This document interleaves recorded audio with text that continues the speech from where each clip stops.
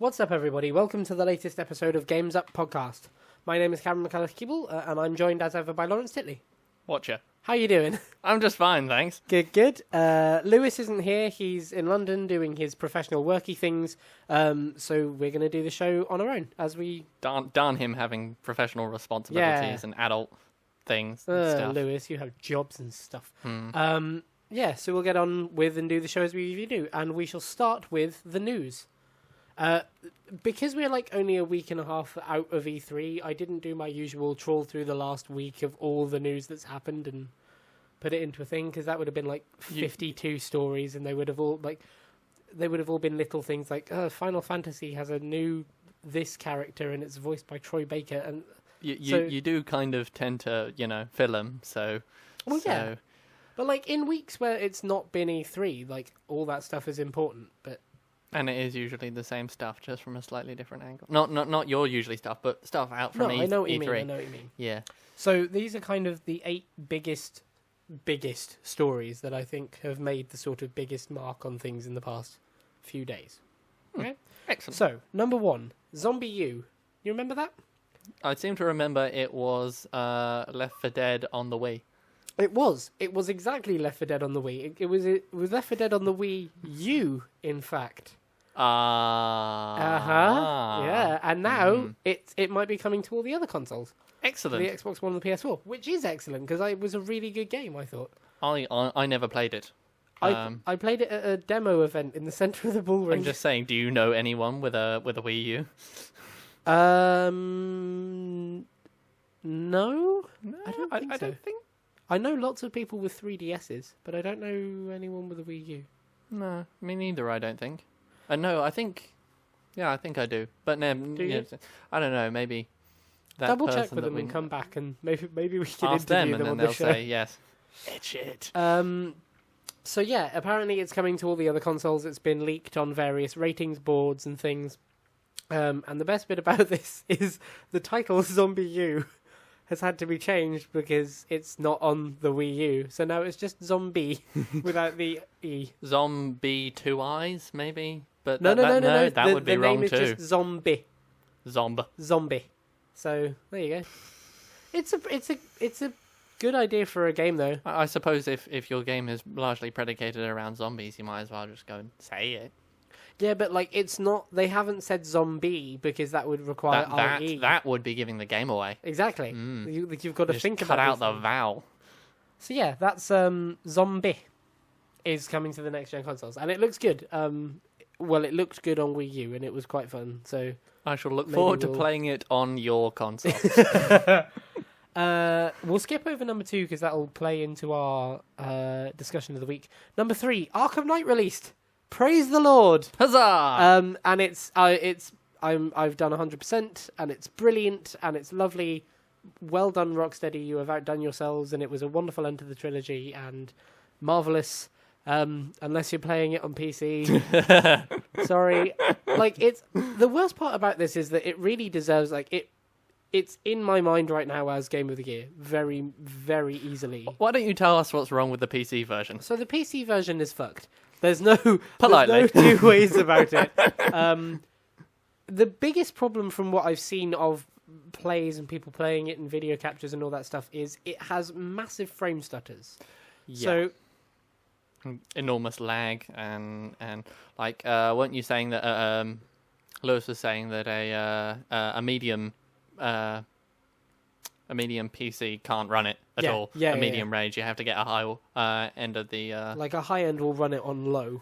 It is poorly optimized, yes, apparently. It's been very poorly optimized. There's a great webcomic that went out this week of there's a guy looking down a dark alley and Batman's at one end, and then he looks away and looks back and Batman's in his face and goes, "How did you do that?"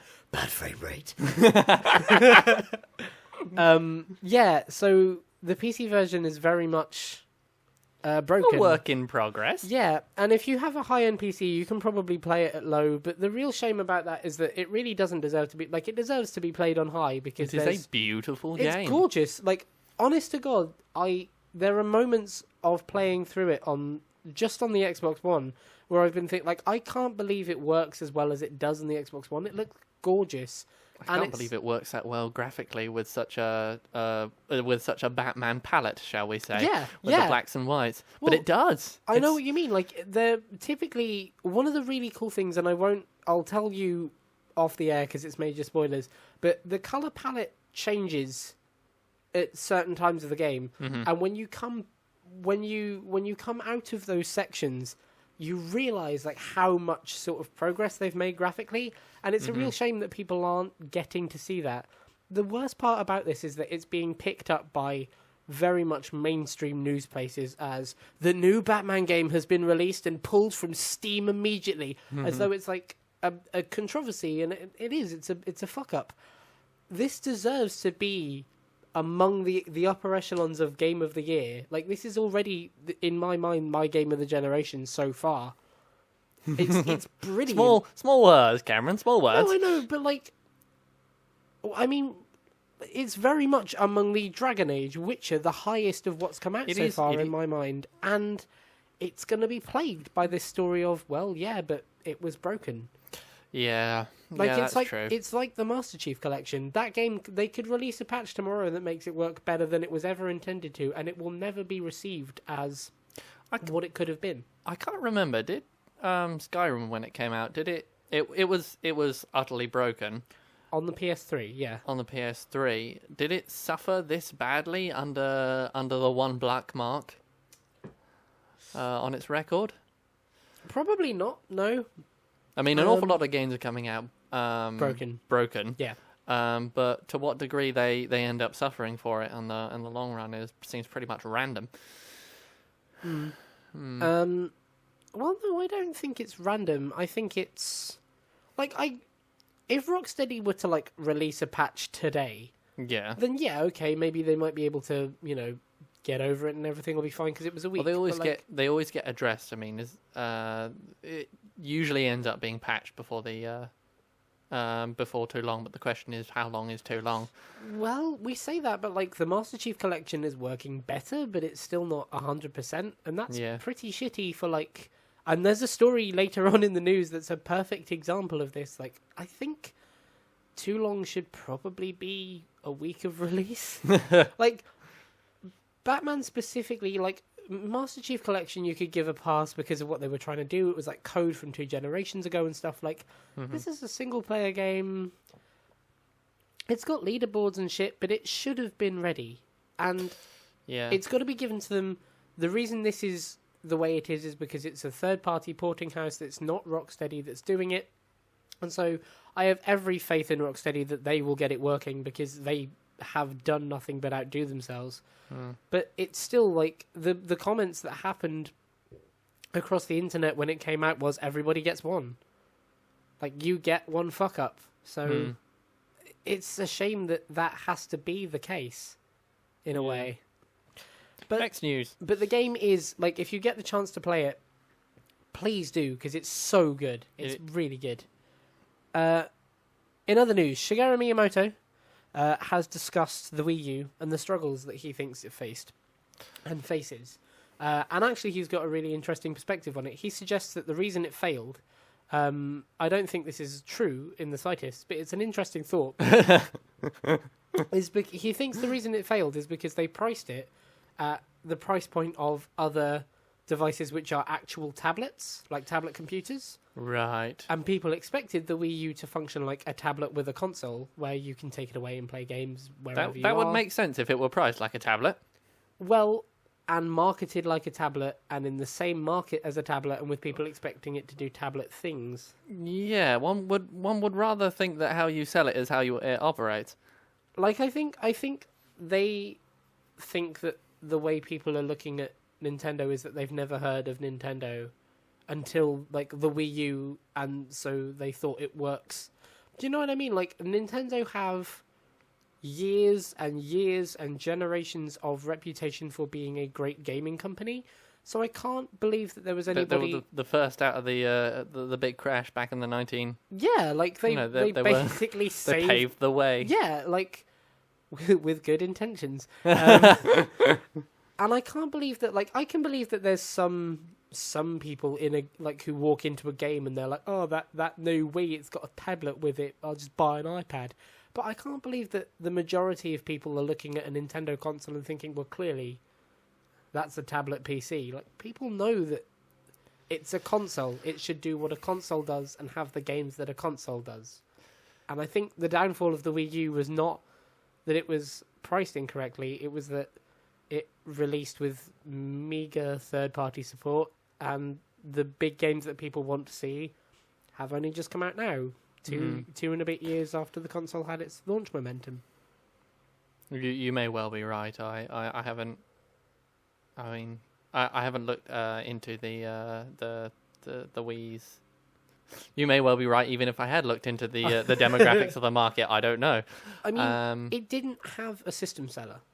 The thing is, yes. the Wii came out and had a system seller. It had Wii Sports, and that it didn't have a Watch Dogs for PS3. Yeah, it didn't have its PS4. everybody wants to play this. And the things that everybody did want to play are Zelda and Smash Brothers, and Metroid, if that ever happens, or, you know, those big franchises. And they're coming out now, 2.5 years after the Wii U has been about and garnering a reputation of it's not that great.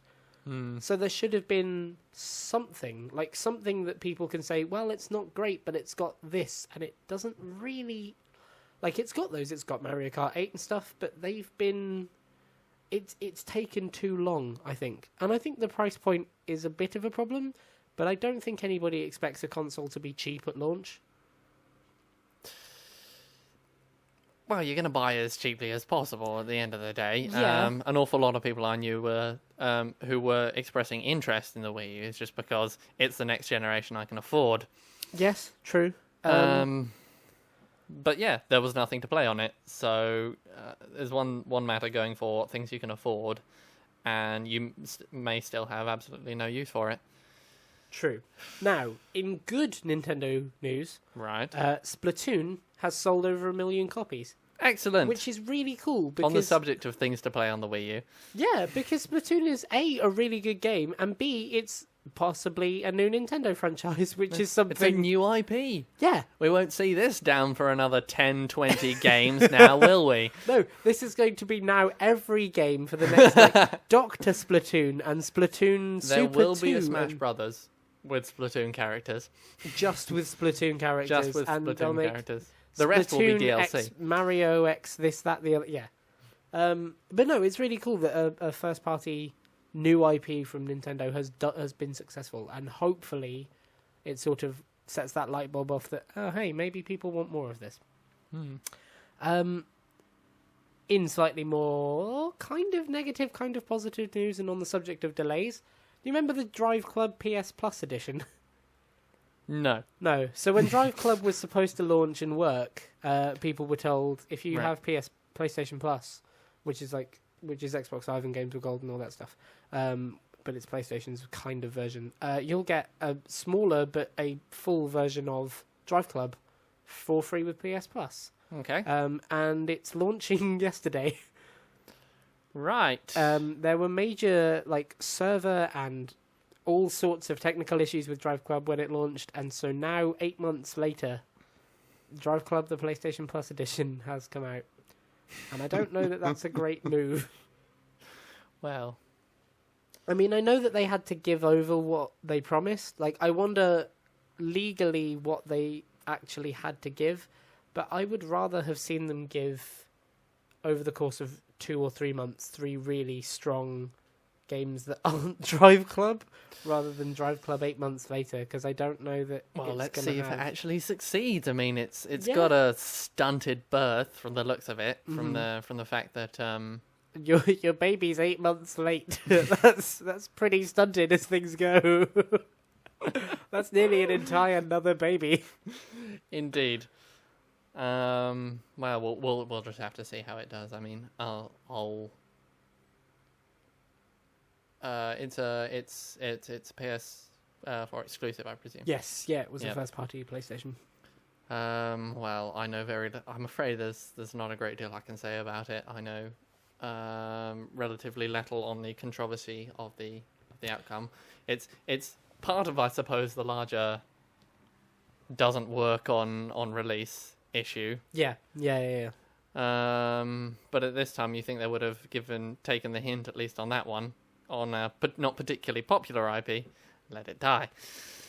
Yeah, and I think I'll put good money on the table that I don't think there'll be a Drive Club 2 anytime soon. Well, a lot of people would say that there wouldn't have been a Drive Club released. The thing is, and the worst part about this is, when Drive Club was shown off, it looked really cool. Like, even to somebody who has no interest in racing like Unity?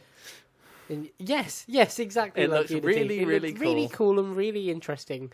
And the thing about AC Unity is it's got 6 games behind it and it sells stupid copies. Whereas Drive Club not only doesn't have that reputation, but what does have that reputation is Gran Turismo, which they must be like eating into the sales of a little bit. So I wouldn't be surprised if this was sending Drive Club out to die, and then maybe next year we get Gran Turismo 6 and Drive Club is never talked about again. Maybe they just realised they couldn't put out another Gran Turismo, and then just tried. They kind of sandwiched it in. Like, Gran Turismo 5 came out the year before this, and GT6 is basically... It's pretty much assumed that it's coming out within the next year and a half. So maybe they really had to put out something to match Forza. Well, it's Is that how you say it? Forza. Forza. Forza. That's it. It's you say Ford, but you stop short. Yeah, Forza. Forza. I'm not sure where you got the Forge from. Well, I don't know. It's an SZ. It isn't an SZ. No, it is an just SZ. a Z. No, it's just a Z. There's no S. Yeah, it's just Forza. I thought it was FOIS. No. Okay. Well, we'll just put this down to Lawrence going mad. No, but it's the tick box launch lineup. Like, you have to have an action game, you have to have a racing game, you have to have a sports game, and that was their racing game because GT6 wasn't ready to go. And yeah, I imagine that this is putting it out there to die and never talking about it again. So, number 7. Bethesda have said that they're unsure whether they're going to go and do a showcase for E3 next year. And that's caught me off guard a little bit. Are they not going to take this? I mean, I have a friend who, as far as he was concerned, Bethesda won E3, and everyone else was just a kind of howling zephyr that followed. Bethesda did do a very good job, but I thought they were coming to E3 2015 because they had Fallout 4, and so like a good half of that conference was them showing here's what Fallout 4 is going to be. And so it seems odd to me that, like, I didn't think this was the start of Bethesda doing E3 conferences. I thought this was Bethesda turning up and doing like a Fallout 4 conference. Here's Fallout 4. It just seems to be well timed to be with E3. Yeah, but like they've got a good amount of stuff planned and coming out in the next year or so, year and a bit. So here's the sort of one really fancy showcase, and I didn't think it would be a sort of annualized thing, but apparently that's possibly the plan. Well, did it go well for them, for one? Yes. It did? Yeah. Fallout 4 is pre-ordering? Oh, I imagine so.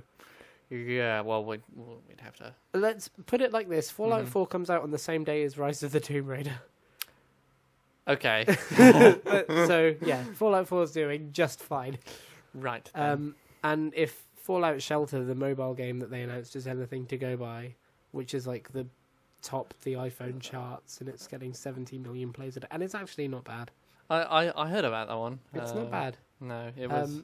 I've decided to run mine like a cult, wherein every baby that's born inside the vault is named Duke.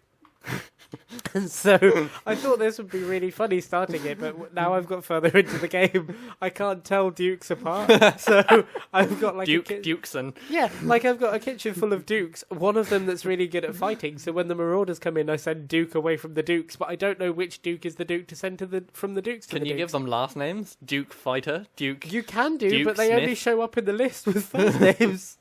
So I've got Duke, the Duke of Earl, Duke, and Duke. And one of those Dukes is very good at fighting, and one of them's very good at making food. So occasionally you get... Are the females Duke as well as the males? Yeah, they're all Duke. There are no Duchesses. No, there's like... And I love the idea that like these parents are giving birth to this child, these children. What's its name? What do you think? I love the idea. No, I love the idea that it's like not an agreed upon thing. They all just organically think, man, the name Duke would really fit this child. And like in a generation's time, when all of the kids are gonna be called Duke, they'll think it was an agreed upon thing, but it just happened organically. Duke. Yeah, that was fun. And speaking of Bethesda, they announced this is the seventh sort of news story. They announced the Pip-Boy edition for Fallout 4. Oh yes, with an actual Pip-Boy. And the iPhone watch, the steampunk iWatch. And it's sold out in North America, and they're going to talk about Europe soon. And now that it's sold out, they've revealed that it doesn't work with large iPhones. What? So it doesn't work with anything bigger than an iPhone 6. So the 6S or any kind of Android phone that's bigger than that, it won't work with. And if iPhone announce a larger iPhone 7 this year, it won't work with that. Or was it made in pairing with Apple? Not particularly, no. Or certainly not with one generation of phone. Wow. Well, as far as we know, that Apple doesn't have a tendency to regularly put out new phones now, do they? Yeah, no. Not in the slightest. That's not going to happen. Stop your worrying. It's fine. We'll be good. This is the kind of thing you say before you tell people to buy your shit. Yes, it does. It is rather. It smacks a little bit of deception. Yeah. And I wonder if this has come out this week. I wonder if maybe what they were showing on stage was not necessarily final, and they've had people pre-order it, and they've made the first final one and gone, "Oh shit, okay, that doesn't work." That's now we're moving on from iffy. That's very conspiracy theory. I understand. It is, but then we'd be moving on to outright mis-selling. Is it mis-selling? Presenting technology on stage, this is different from what you're actually going to be buying and selling that as the thing that you're buying. It might not be outright, well, it'd be one of the cases where the courts would decide whether it is mis-selling or not, and that would be the courts will decide. And that would be a costly settlement. Yeah, I get the feeling it won't go that far. But yeah, that's it's not a big piece of gaming news, but it just made me think, that's a bit shitty. It is. You can still get the app on your iPhone 6S or your iPhone 7 or your iPad mini, iPhone large plus. Remember back in the day where G iPhones edition. just got smaller? They never got smaller, they just got more useful, and now they just get bigger and bigger and more pretentious. And now they, well... You now need to they... get an iPhone holster. Some kind of wild western iPhone bandolier. Actually, you could get a bandolier, one for every generation. You could, and then you'd have the back of the bandolier could be watches. I read an interesting theory, like conspiracy theory, on the internet the other day. Not that I go around reading conspiracy theories on the internet, but I read an interesting one that said that lots of people complained about the size of the 6, and the ability to use. There was something to do with using the 6 sort of just in the hand and pulling it out of pockets and things. And that was it. It was to do with if you couldn't fit it into a pocket but didn't want to carry a bag around. Specifically, there was a group of people who don't necessarily women's trousers don't have typically as big a pockets as men's trousers, and so don't fit large phones like that easily. But they don't necessarily want to carry around a bag with them. Yep. And so people are saying, interesting that they launched a phone that you can't carry around, and then a watch that links with it. Yeah. It's a very big... That's very conspiracy theory, and only green lizard men read conspiracy theories. Yes, in Buckingham Palace. It's a tenuous link, but it was an interesting thought. Anyway, the final piece of news, which links into our topic of the week, is Project Cars, which released recently, has had a sequel announced, Project Cars 2, and it's going to not... Karza 2. Karza 2. It's not going to interfere with advancements on the first one, apparently. But it is going to be partially crowdfunded. Yes. Yeah. And this leads on to our topic of the week, which is Shenmue 3 and kickstarting and crowdfunding and video games, and there's a bit of bullshittery going on with all that stuff. Yeah. Do you want to give us a rundown of what happened whilst I subtly take a drink over here away from the microphone? The rundown in Shenmue, and yes, well, anyway, basically, Shenmue got announced on the PlayStation 4's little spotlight, as it were, as a Kickstarter is now happening for the production of Shenmue 3, that thing that you've all been waiting for all these years. No, actually, there was a real. No, I'm not laughing at that. Right, I'm laughing at a anyway. thing. I'll show you a thing. No, they had in barely any time at all, it had gathered 2 million. Its target of 2 million and then some dollars for the production. Now there are all kinds of questions we can ask about this sort of thing. Shall we begin asking the questions, Cameron? Yeah.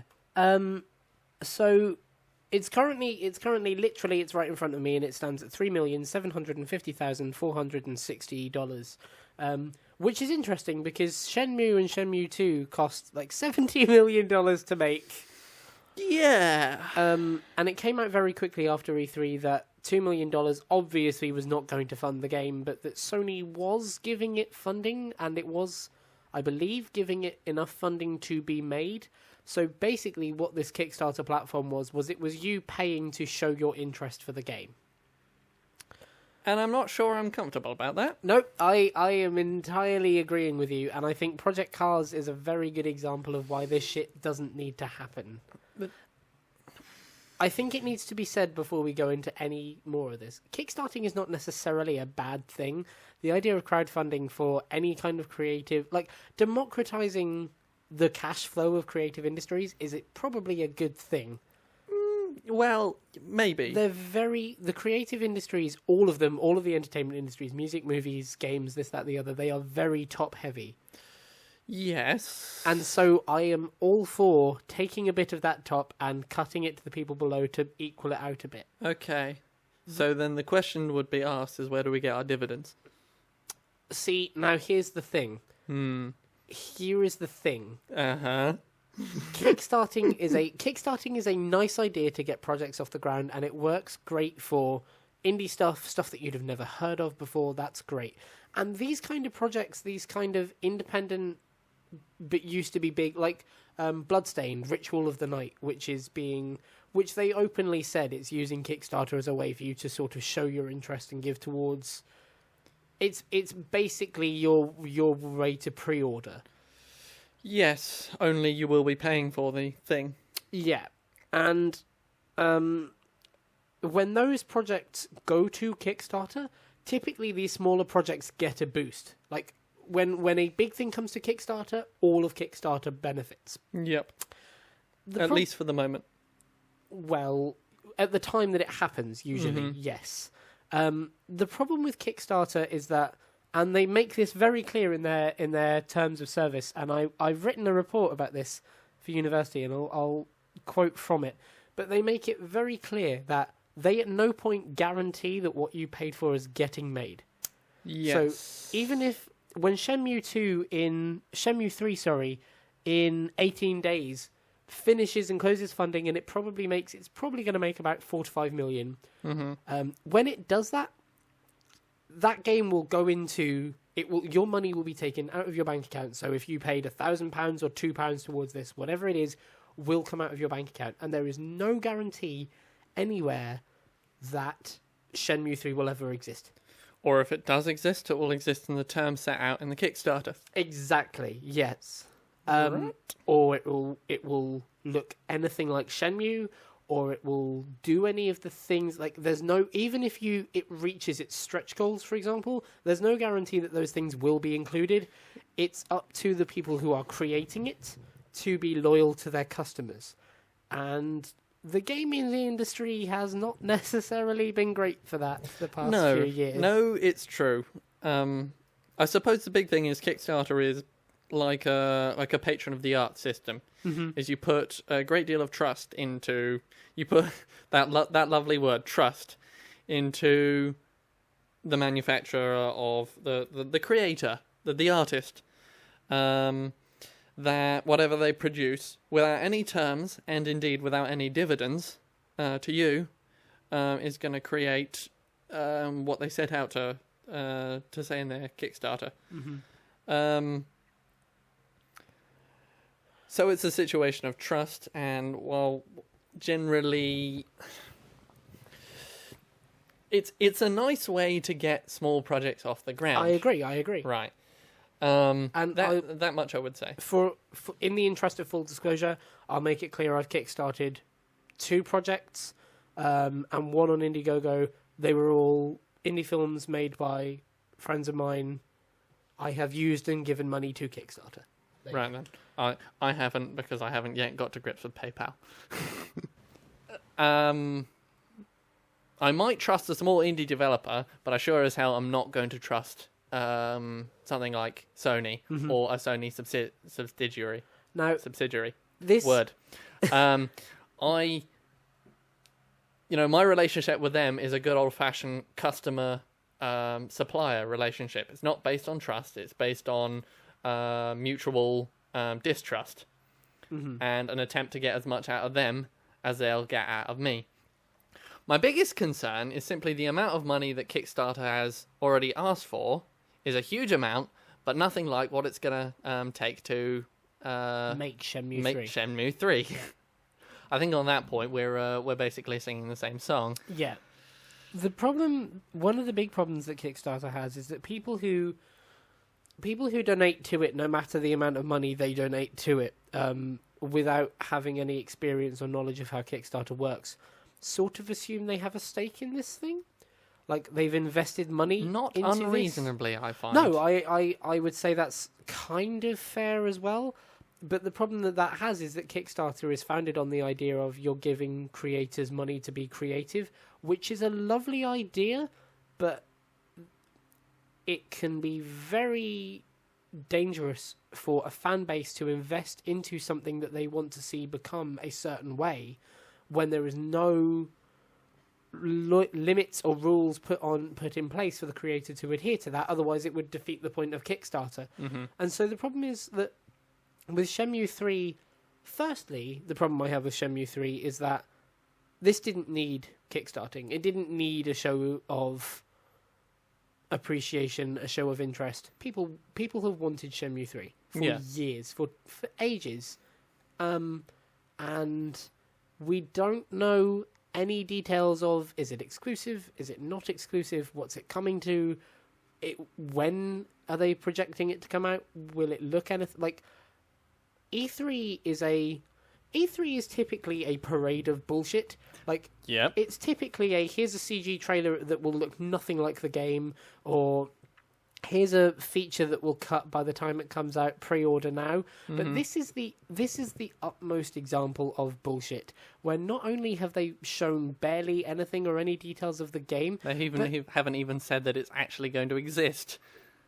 Yeah, they haven't confirmed it really in any sense, and then they're asking you to pay money to show that you like this. They had enough trust in it to put it on the stage in the first place, but not enough trust to fund it fully. And I hate exclusivity as a thing, but I would have been much happier with Sony coming out and saying, we're funding Shenmue 3, because that's better for everyone. That's like, the people who like Shenmue get Shenmue, the people who like Sony get an exclusive game. Nobody has to pay money unless they want to for a game that's confirmed. Here what's happening is Sony has come out and said, we might get Shenmue 3 if you show us. Like, this is the equivalent of the guy who comes out before a gig that everyone hates and does, if you want that band you like, you're going to have to scream. Except everyone's already paid for their fucking tickets to that gig. Like, we're there to see the band. Give us the band. Don't make us scream for it. I suppose one of the biggest things I don't like about this is the fact that if you kickstarted it, or if I kickstarted it, we're not going to see a return. Sony will. Yeah. Per money, pound for pound, dollar for dollar. The directors are gonna see more of a return than us. So I don't like the idea that they're inviting me to throw money at this in a straightforward investment sense. Yeah. It feels like an emotional manipulation for a financial aim. And the thing is that if there were... The thing I find really quite... not nasty, but dangerous about Kickstarter is that Kickstarter relies on the idea that there is enough people wanting to not see money back from a project. Like, Sony knows that they will make money from this. Oh, anyone who produces it knows that they will make money from this. There was a crowdfunding site set up, or tried to set up a couple of years ago that did capital investment. So you fund a project based on capital. You don't do it based on you get this reward or the whatever. You take a percentage of the money that makes. It's a straightforward investment. Exactly. And nobody will ever go on it. Because why? Because why the hell would Sony give you a percentage of the money that they're going to put into this game anyway?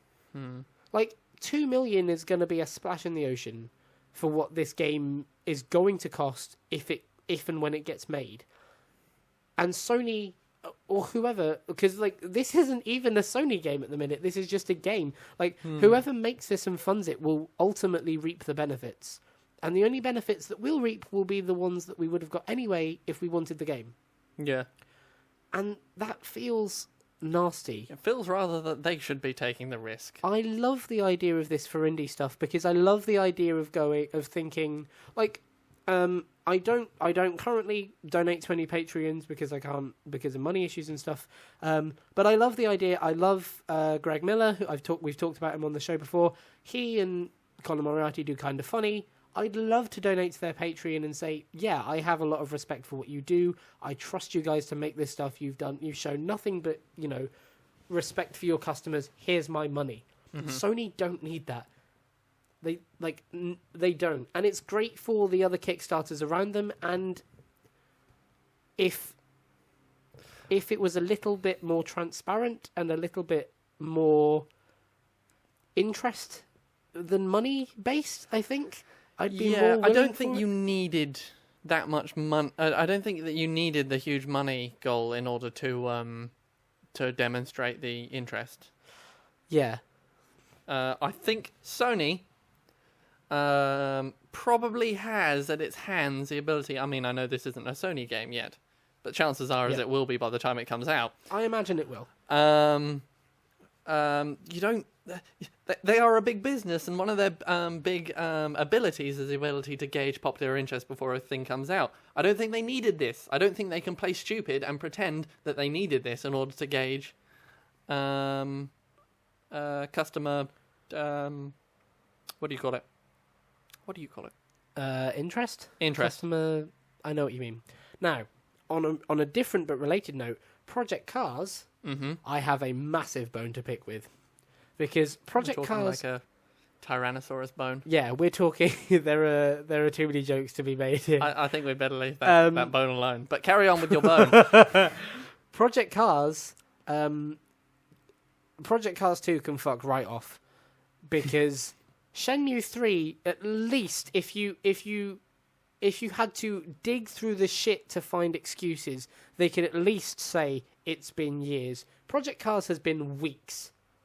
And they are going off the sales numbers of Project Cars 1. We know that game sold well. You know there's interest in it. You don't need people paying you to make the game you're already making. Educate me about Project Cars. So Project Cars was a crowd-funded racing game. It was a different to what's currently on the market, independently developed.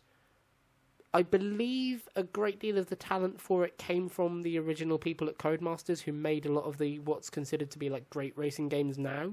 Right. So Project Cars 2 was not completely. It was crowdfunded and then funded and was added from different parties.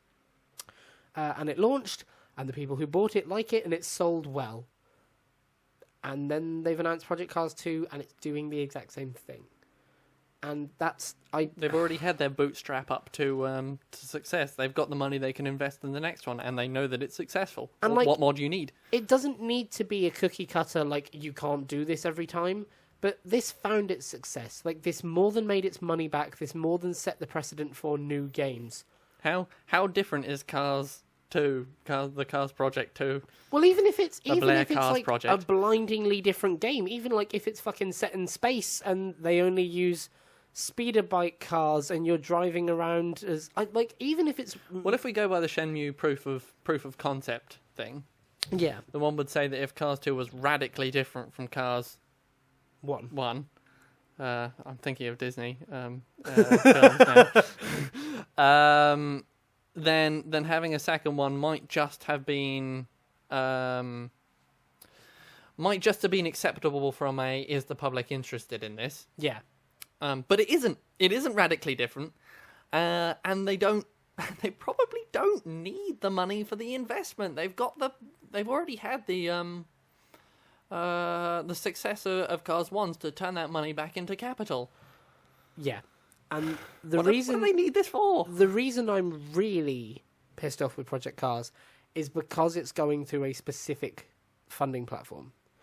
I'm more okay with Shenmue because ultimately what they're doing with Shenmue is asking you to pre-order the game, but pre-order it before it's even begun development, and there's no promise it'll ever get made. Now that's shitty, but at least, again, through digging through all the shit, you can say it will bring attention to indie things. The only projects that have been on the crowdfunding platform that Project Cars is going on is Project Cars 2 and Project Cars 1. It's called The World of Mass Development, and on their splash page, on their front page, there is a project scroll-down menu, and it's Project Cars 2 and Cars. Well, it's soliciting money through a first-party, independent, pre-order your game, but we won't... Actually, hold on. Vamp for a second. Talk to me about crowdfunding. Well, I don't know. The whole pre-order thing of it seems a bit iffy because, at least with the pre-order, you get the guarantees. I mean, it would be interesting if they went with some kind of thing that if you put in donation, you would be entitled to some kind of, I don't know, something in the game that might be there. I personally would prefer a monetary reimbursement because I prefer the investor model. Fuck me. The minimum amount you can crowdfund for Project Cars 2 is 50 quid. Jesus! That's insane. This is kind of, here's your opportunity to invest in such a glorious new IP, whatever, in as far as driving games can ever be a new IP. This is just entitled. This is bullshit. What I was doing when I was asking you to vamp was to try and find the bit on accountability, because Kickstarter at least does have a little click section that says learn about accountability on Kickstarter, and it says basically if you give us your money, you're fucked. You're at the mercy of the people creating, and I can't find that on WMD, so fair enough. We've been pretty negative on crowdfunding for the past 20 minutes. That odd. I think it needs to be said, like, crowdfunding is great.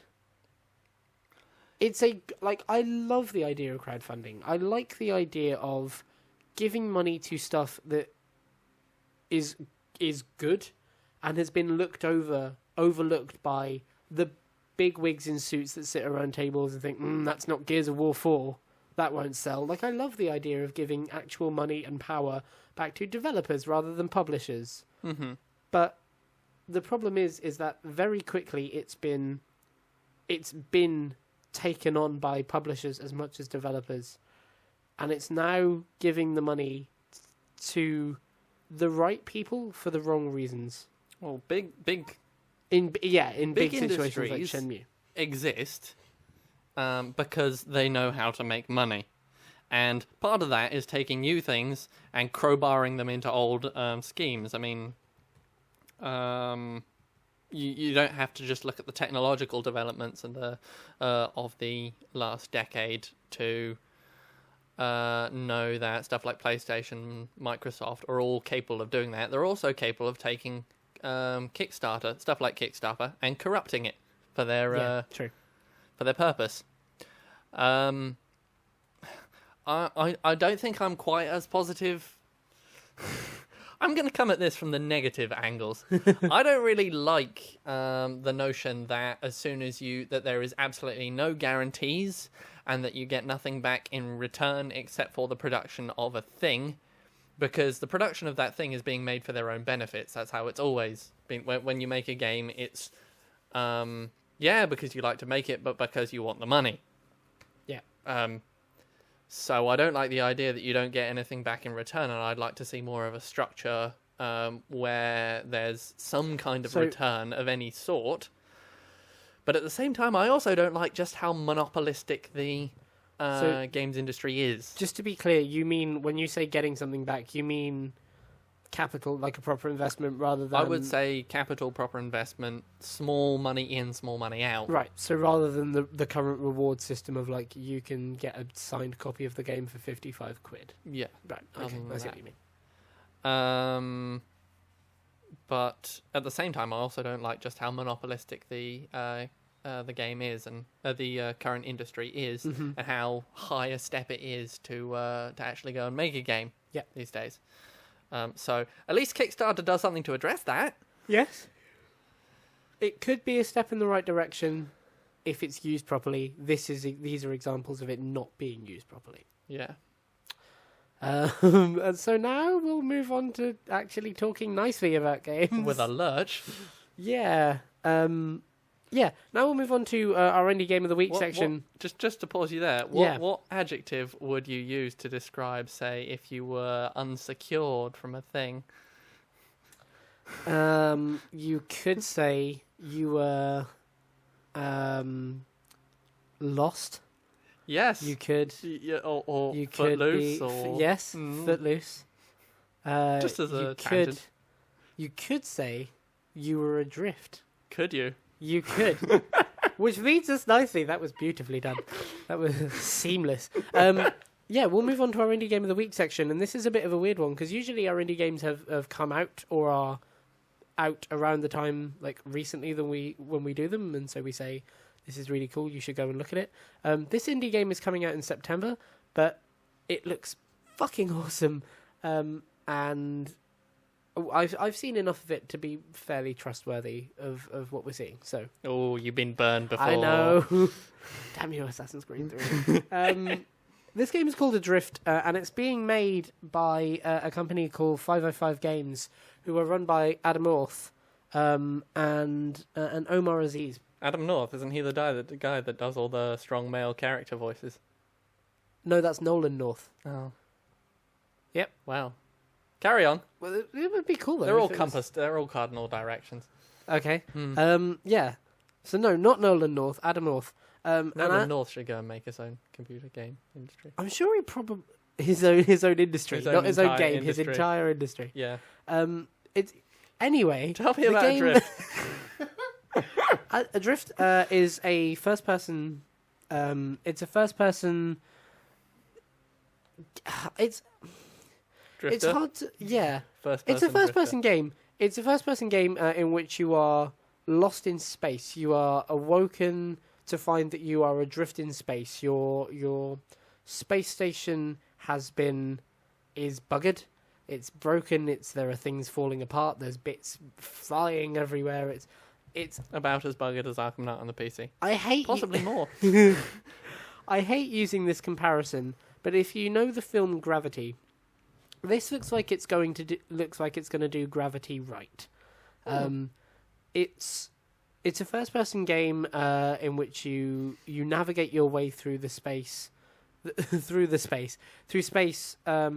and this space station and the environments in which you are adrift, to find out what's happened and to keep yourself alive and to survive and sort of work out the mystery of what's gone on. And it looks really cool, and it's coming out in September, and it's coming out on PS4 and PC and Xbox. But what I love about it, and what I love about the potential of it, is that it's being made as well for VR. And if you've listened to this show before, or you've interacted with any of us, you know that I'm pretty down on VR. I'm not a huge fan of it. Like, I think it's a pretty cut-off experience, and I don't... A bit headachy. Yeah, I get very sick when I experience VR, and I love the idea of doing this in VR. It does look very nice. It looks really cool, because it's the kind of thing that, like, it's the kind of thing that, if I'm honest, I'd love to experience space. I would love to experience space. and at the same time, I would shit myself at the idea of experiencing space. So I love the idea that this game is going to... Well, that's what VR's for. Yeah, like, that's what I love the idea that this game is going to give me such an immersive experience and at the same time tell me a story. Like, Animal has talked about on a couple of places that he doesn't want this indie game to be like a typical walking simulator. And when you say walking simulator, you mean stuff like Gone Home, where the story is told by you walking about and discovering things. Mm-hmm. And I love those kind of games because I like being sat down for 2 hours dedicated to a story. And like, I like the idea of like walking around a beautiful environment and interacting with stuff and not shooting dudes or chainsawing, grub monsters and just interacting with a story. Some thingy of John Prospero. Did you play that game? Something about John Prospero. I don't know. It was basically that mold. It was a very interesting story done with a free walking mechanic, right? And investigating. See, it makes me think of stuff like Gone Home is a really good example, and stuff that would be typically thought about as like arty games. But like, I really like that stuff. And in the same breath, I really like stuff like Adrift, where this story is being told through game mechanics and objectives, and not to boil it down into those kind of stuff, but I really like the idea of a game that can use a game to tell a story, as well as video games that are dedicated to telling stories, if that makes sense. I'll be honest, I've just seen what you showed me of it, and I do like. It seems to have a kind of space survival element to it. Yeah.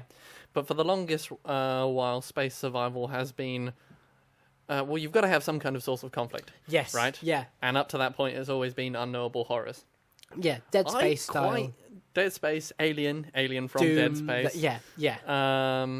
I quite like the idea of just the struggle to survive against space. Yeah. I love... Because, it's a horribly inhospitable place, but just the notion of sort of something so 2001 A Space Odyssey storyline. Yeah, exactly. I didn't show you this clip, but there is one of the first clips I ever saw of the game is when the character pushes out into space from the first time from inside, and it's incredible. You push out from this alarms and this what's the word? Stuff's going on all around you, and it's busy and bustling and it's scary. And you push out cacophony. That's it. There's this cacophony of lights and sounds, and you push out into space, and there's nothing. Silence. And it's dark and desolate, and it's so much scarier because everything could be going on in there, but in there you can breathe and stop and think. Whereas in space there is nothing, and I love the idea of experiencing that in a safe way, but in a way that's going to, I don't know, maybe scare me, maybe make me feel survivalist. Immerse you. Yeah, exactly. I love the idea of that. So, yeah, that's Adrift. And it's out in September, and it's out on PS4 and Xbox One and Windows. I assume Windows is Steam, but I'm not entirely sure, so I won't say that. Yeah. Interesting. So that's that. I think it's the kind of thing that you'll really like. So if it's Gravity but better. Did you ever see Gravity? I didn't, no. No. Mostly my physics friend said that it would annoy the hell out of me, and I had the rare irritation of actually being annoyed by wrong physics. See, but you get annoyed in just like regular movies that aren't even made to not annoy you. Imagine how much more annoyed I would be by Sandra Bullock. I'd love to do a commentary over the top of Gravity with you just pointing out angular all of momentum. Yeah. I was notably down on Gravity because it was a great setup for a thing. Down on Gravity. Yeah. Ba-bum-tish. It was a great setup, and its story, in my mind, just didn't pay off. And so I love the idea that there is not only a thing, but a game dedicated to telling the right story here and using that environment and that thing properly. So that's Adrift. And it's out in September, and I don't know, maybe we'll review it or something. Maybe we'll do something with it when it comes out. That'd be cool. when we eventually find the how to steal an Oculus Rift. Oh, we should. There's the great Oculus heist. It's out in September, and EGX is at September, and so I'm really hoping that it's going to be there on Oculus in September. Like, I'd be happy to play it on I just... wouldn't bet on it, looking at it. No, it's what? looking at it. Looking at its that its indie background. And there's a lot of indie stuff at EGX. There's a lot of Oculus stuff at EGX. Oh, that is true. Anything to fill the Oculus void, the empty space. The space between your eyes. Yeah. So that was a drift looks really good. Stop being down on it and not being at EGX and things. Be hopeful. I am hopeful. Yes, I am. Good. I just kicked my laptop. So that was a drift, and this has been the latest episode of Games Up. Thank you very much for joining us and being with us and listening. And if I hate doing this, but I'm gonna have to do it anyway. Like I won't do this for most of the episodes, but I'll do it for this one. If you did like this, we have a Facebook page link that's at the bottom of the description. Like and subscribe. I'm so glad you did that because I hate it.